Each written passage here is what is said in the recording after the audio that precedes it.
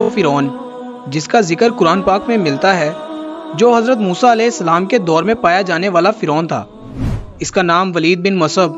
یا مصعب بن ریان تھا، اور بعض مورخین نے اس کا نام قابوس بھی تحریر کیا ہے۔ پیارے دوستوں، فرعون بدبخت کا تعلق قبیلہ قبطیہ سے تھا، اور اس کی عمر تقریباً 400 سال تھی، اور اس 400 سال کی عمر میں نہ تو یہ کبھی بیمار ہوا، اور نہ ہی کبھی اس کے سر میں درد ہوا، اور نہ ہی کوئی شخص اور دشمن اس پر غالب آیا۔ پیارے دوستوں، اس کا چہرہ تانبے کی طرح چمکتا تھا، اور اسی وجہ سے یہود و نصارہ اسے قابوس کہا کرتے تھے۔ فرعون بادشاہ بننے سے پہلے محنت مزدوری اور تجارت کیا کرتا تھا۔ ایک دن یہ محنت مزدوری سے تنگ آ کر بازار کی طرف نکلا، اور وہاں پر اس کی ملاقات حامان نامی ایک شخص سے ہوئی۔ دیکھتے ہی دیکھتے ان دونوں کی ملاقات دوستی میں بدل گئی۔ چنانچہ اس وقت یہ دونوں بدبخت کام کی تلاش میں شہر کی طرف روانہ ہو گئے، اور ان دنوں میں شہر کے اندر خربوزے کی خرید و فروخت کا کام زیادہ تھا۔ اس طرح یہ دونوں ایک خربوزے والے تاجر کے پاس گئے اور اس سے کام مانگا۔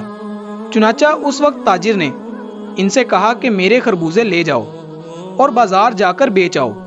جب یہ مال تم بیچ آؤ گے تو اس کے عوض میں تمہیں کھانے کے لیے دوں گا۔ تو اس وقت تاجر کی یہ بات سن کر فرعون نے حامان سے کہا کہ تم یہیں ٹھہرو، اور میں یہ خربوزے لے جاتا ہوں اور بازار میں فروخت کر آتا ہوں۔ اگر آپ ایسی ہی اسلامک اور معلومات سے بھرپور ویڈیوز دیکھنا پسند کرتے ہیں تو ہمارے چینل کو لازمی سبسکرائب کریں۔ چنانچہ فرعون وہ خربوزے لے کر شہر کی طرف چلا گیا، اور وہاں جا کر فرعون نے دکانداروں سے خربوزے خریدنے کا کہا۔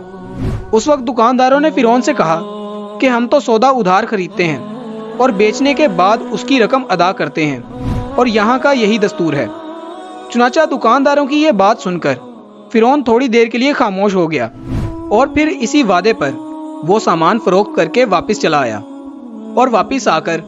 خربوزے کے مالک یعنی تاجر سے آ کر کہنے لگا کہ یہ کام مجھے پسند نہیں، اور اتنا کہہ کر فرعون وہاں سے چلا گیا۔ اب فرعون کو کسی اچھے کام کی تلاش تھی جس سے فرعون زیادہ سے زیادہ مال و دولت کما سکے۔ اس کے بعد فرعون بادشاہ مصر کے دربار کے اندر چلا گیا اور اس کی خدمت میں جا کر درخواست پیش کرنے لگا کہ میں بہت دور سے آیا ہوں، اور میں بہت غریب ہوں،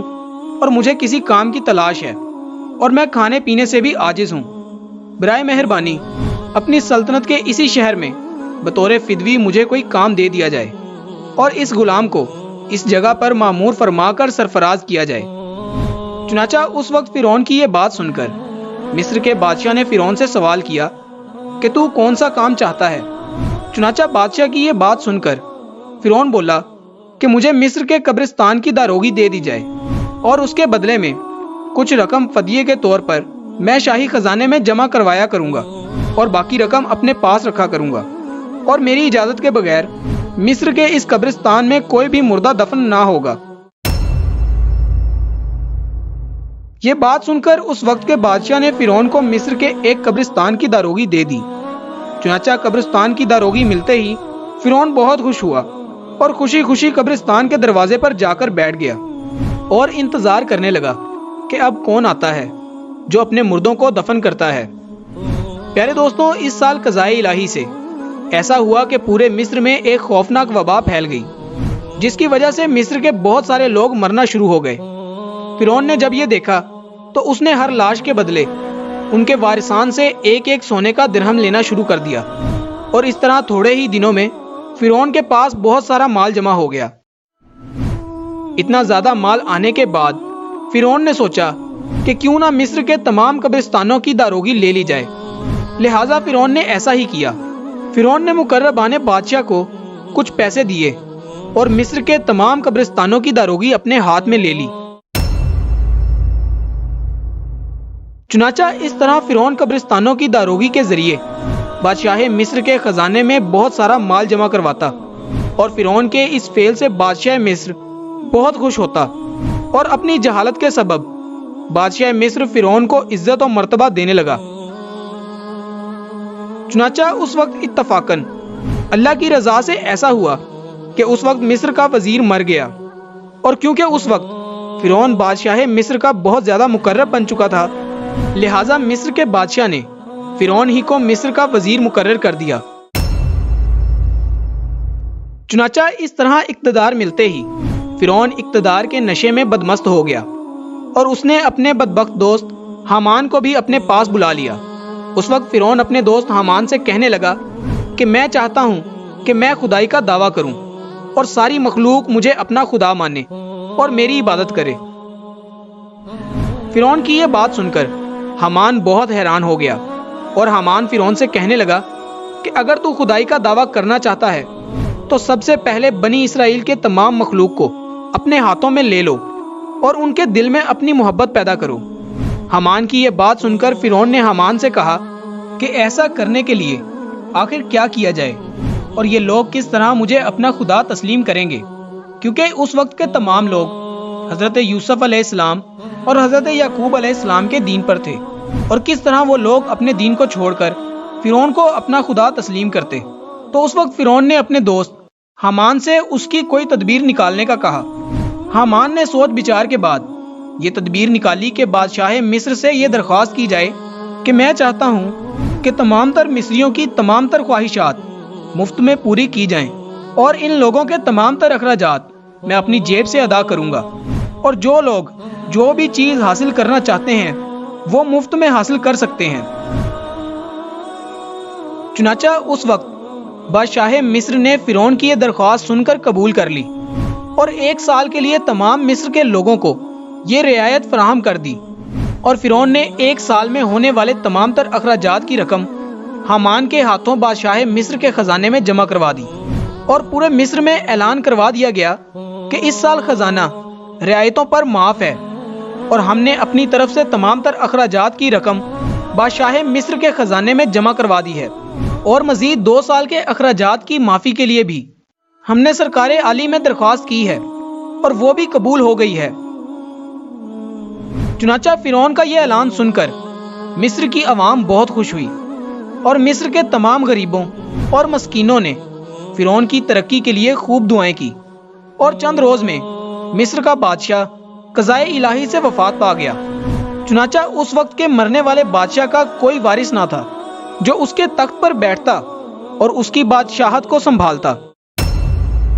اس طرح مصر کے بادشاہ کی تدفین کے بعد 3 دن تک عیادت ہوتی رہی،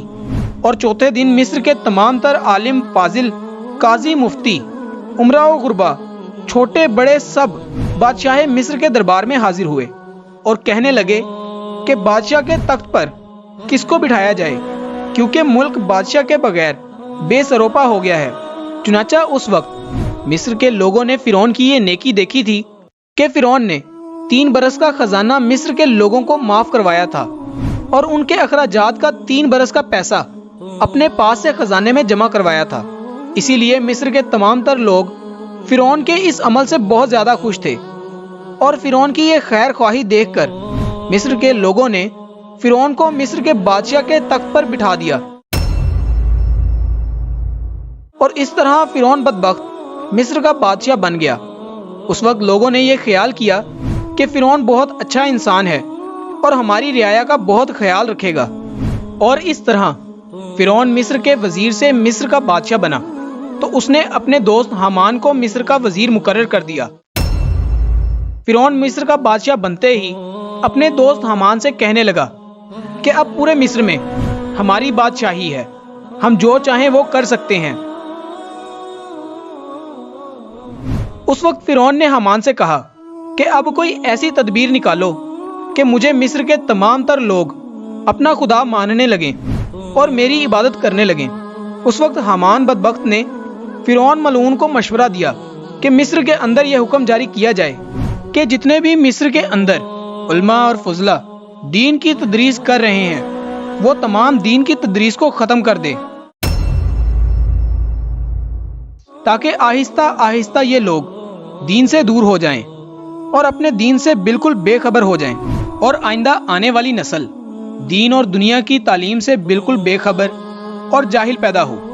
چنانچہ حامان کی یہ بات سن کر فرعون نے فوراً یہ حکم جاری کر دیا، اور مصر کے اندر دین اور تدریس کا یہ سلسلہ بالکل ختم کر دیا گیا۔ اور فرعون نے مصر کے اندر یہ حکم جاری کر دیا کہ مصر میں کوئی بھی شخص درس و تدریس نہ کرے ورنہ اس کو قتل کر دیا جائے گا۔ اور فرعون کے اس حکم سے مصر کے لوگوں نے قتل کا سن کر دین و تدریس کا سلسلہ ختم کر دیا، اور اس طرح مصر کے لوگوں نے بالکل لکھنا پڑھنا چھوڑ دیا۔ چنانچہ اس طرح دین و تدریس کا سلسلہ ختم ہونے کے بعد وقت گزرتا گیا، اور وقت کے ساتھ ساتھ تمام لوگ جاہل بن گئے اور علم سے دور ہو گئے اور اپنے حقیقی خدا اللہ ذوالجلال کو بالکل ہی بھول گئے۔ اس وقت مصر کے لوگوں کی یہ حالت ہو گئی کہ وہ جانوروں کی طرح جاہل بن گئے۔ اس وقت فرعون نے چال چلی اور حکم جاری کیا کہ مصر کے لوگ اپنے اپنے گھروں میں بت بنا کر اس کے سامنے سجدہ کیا کریں اور اس کی پوجا کیا کریں۔ چنانچہ فرعون کا یہ حکم پاتے ہی ایک قبطی قوم جو کہ کثیر تعداد میں تھے، انہوں نے بتوں کی پوجا کرنی شروع کر دی، اور آہستہ آہستہ بت پرستی بڑھتی چلی گئی، اور اس طرح یہ سلسلہ 20 سال تک جاری رہا۔ اور پھر فرعون نے مصر میں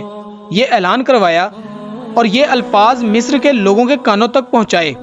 جس کا ذکر قرآن پاک میں اس طرح ملتا ہے کہ اس نے لوگوں کو جمع کیا اور لوگوں سے کہا کہ میں ہوں رب تمہارا اور سب سے بلند اور بڑا۔ پیارے دوستوں، اس طرح کئی سال تک لوگ بتوں کی پوجا کرتے رہے، اور جب لوگ مشرک اور بت پرست بن گئے تو اس وقت فرعون نے یہ حکم جاری کیا کہ اپنے گھروں میں رکھے تمام بتوں کو توڑ دیا جائے اور مجھے خدا مانا جائے اور میری پوجا کی جائے۔ چنانچہ اس طرح فرعون کا یہ حکم ملتے ہی انہوں نے ایسا ہی کیا۔ تمام قبطی قوم نے بتوں کو توڑ دیا اور فرعون کو پوجنا شروع کر دیا اور فرعون کو خدا ماننے لگے۔ لیکن قبطی قوم کے علاوہ دوسرا کوئی بھی فرعون کو خدا نہیں مانتا تھا۔ قبطی قوم ایک واحد قوم تھی جو فرعون کو اپنا خدا مانتی تھی، اور بقایا لوگ اللہ تعالیٰ کی وحدانیت پر یقین رکھتے تھے اور اللہ تعالیٰ کو اپنا خدا مانتے تھے، اور اس وجہ سے فرعون قبطیوں پر بہت مہربان تھا اور بنی اسرائیل کے مسلمانوں پر طرح طرح کے ظلم کرتا تھا، کیونکہ بنی اسرائیل کی قوم حضرت یوسف علیہ السلام کے دین پر تھی، اور اسی طرح فرعون ان کو ذلیل کرتا اور ان سے بھاری بھرکم کام کرواتا تھا۔